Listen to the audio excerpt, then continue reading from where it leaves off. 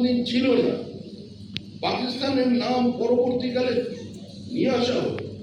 হিন্দু মুসলমান একসঙ্গে কোনোদিন বেঁচে থাকতে পারে না।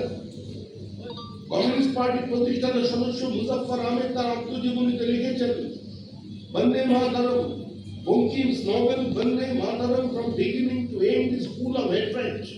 It is unacceptable to a Muslim boy who is a monotheist by upbringing like me. সুতরাং বিরোধিতা একদিনের বিরোধিতা নয়। যে কমিউনিস্ট পার্টি আজকে বিভিন্ন জায়গায় দাঁড়িয়ে আজকে দেখছি নেতাজির প্রতিও তাদের ভালোবাসা বেড়ে যাচ্ছে। ভাবা যায় না।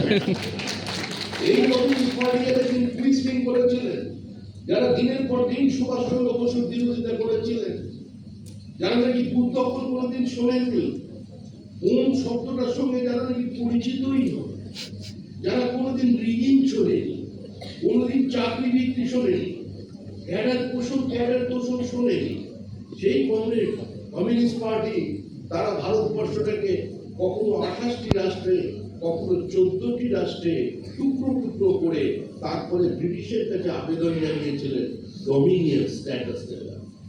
শুধু এখানেই যেন দেখেননি, গোপনে চিঠি দেননি, তাদের মুখপত্র পিপলস ওয়ার পত্রিকায় সেই ম্যাপ পর্যন্ত তারা প্রকাশিত করে দিয়েছিলেন। ভারতবর্ষের মাটিতে নতুন আওয়াজ উঠল, হিন্দু মুসলমান যদি পৃথক যায়, কেউ নতুন করে জেলে যাওয়ার জন্য প্রস্তুত ছিলেন না।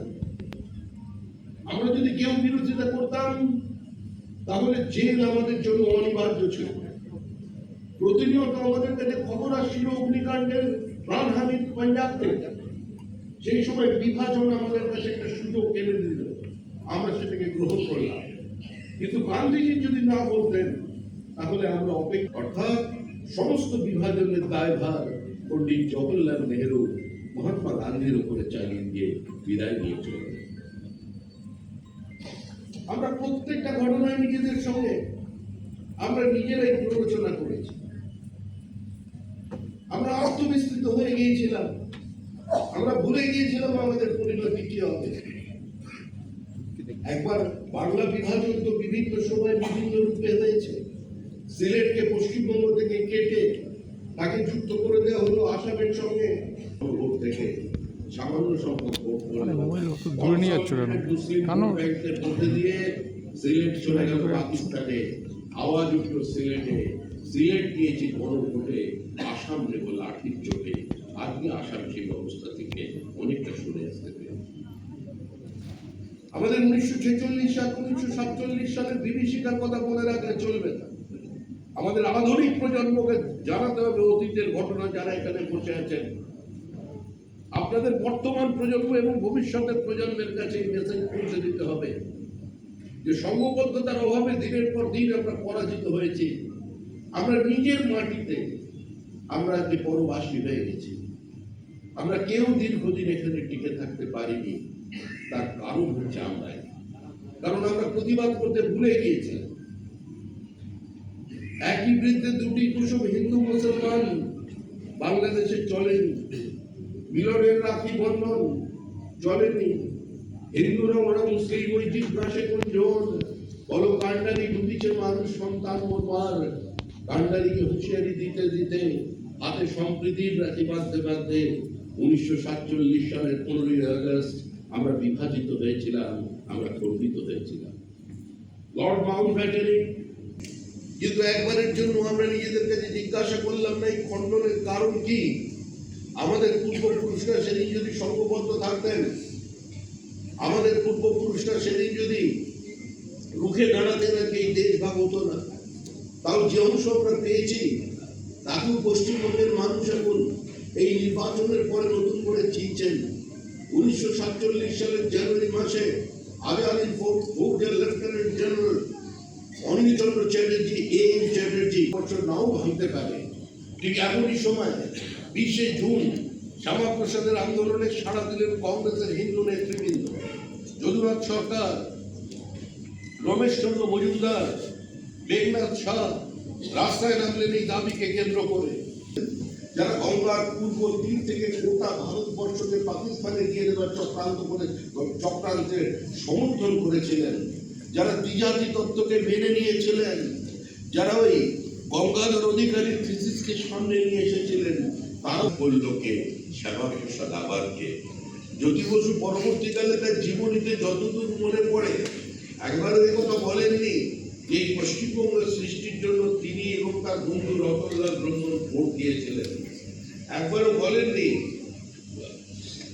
যে অন্য বামপন্থী দলের মানুষজন শুধু হিন্দু অপরাধে বাংলাদেশে, কারণ তার পদবিটা একটু অন্য। আজকে দিকে দিকে 1960 সেদিন এটাই আমাদের পরিচিতি, এটাই আমাদের ইতিহাস। এই ইতিহাস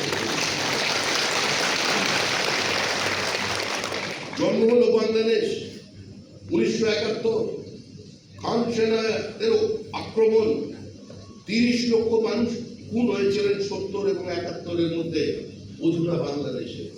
30 লক্ষ মানুষ খুন। যশোর ক্যান্টনমেন্টে যেদিন দখল হয়ে গেল, যে নিয়াজি আত্মসমর্পণ করলো, সেদিন দেখা গেল যে যশোর ক্যান্টনমেন্টে 1,25,000 মেয়েকে পাওয়া গিয়েছিল যাদের বয়স। আমাদের এখানে মহেশতলা, কারণ আমাদের রাজ্যের এর আগে যিনি ক্ষমতায় অধিষ্ঠিত ছিলেন তিনি বলেছেন বিজেপি প্র্যাকটিসিং ধর্ম ইজ এ গন্ধা ধর্ম। সেটাও কোথায়? ঈদ উল ফিতরের মঞ্চে। এখন আর কেউ বলছেন না।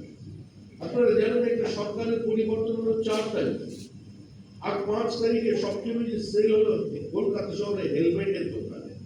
সবাই হেলমেট কিনছে, কারণ এই সুবিধা আজকে করে রাস্তায় ঘোরা সম্ভব নয়। এটা কোনো বিভাজনের বক্তব্য নয়। আমরা আপনাদের সামনে এসেছি সচেতন করবার জন্য, কারণ ভারত পশ্চিমবঙ্গের প্রত্যেকটি সীমাবর্তী জেলার ডেমোগ্রাফি বদলে গিয়েছে। শুধু আমাদের ডেমোগ্রাফি নয়, আমাদের সত্যকাল বিজেপি নয়, আমাদের বিচার পরিবারের কারণ নয়। কমিউনিস্ট পার্টির মুখ্যমন্ত্রী কেরলে এই শব্দ ব্যবহার করেছিলেন, লাভ জিহাদ। জিহাদ শুরু হয়ে গেছে ঝাড়খণ্ডে, শুরু হয়ে গেছে বিহারে। এর সম্পর্কে আমাদের সচেতন থাকতে হবে। গতকাল পার্লামেন্টের একজন সিআইএসএফ স্টাফ বলেছেন যে আমি 3 বছর ডিউটি করেছি কলকাতায়। এবারে যদি আপনারা ক্ষমতায় না আসতেন, নিশ্চিত ওটা বাংলাদেশ হয়ে যেত। একজন সিআইএসএফ এর জওয়ান পার্লামেন্টে সিকিউরিটি চাকরি করে, সে বলছে এই কথা।